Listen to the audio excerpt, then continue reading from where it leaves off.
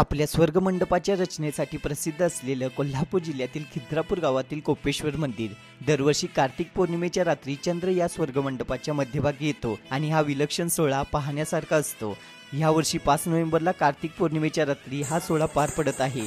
त्याचबरोबर मंदिर परिसरात दीपोत्सव देखील साजरा केला जातो। अक्षरशः डोळ्याचं पारणं फेडणारं दृश्य असतं हे। वर्षातून एकदाच चंद्र या स्वर्गमंडपाच्या मध्यभागी येत असतो। खरंच 1000 वर्षांपूर्वी कृष्णा नदीकाठी बांधलेल्या कोपेश्वर मंदिराची रचना खूपच विलक्षण आहे। जर तुम्हाला शक्य झालं तर कार्तिक पौर्णिमेच्या रात्री खिद्रापूर कोपेश्वर मंदिराला अवश्य भेट द्या।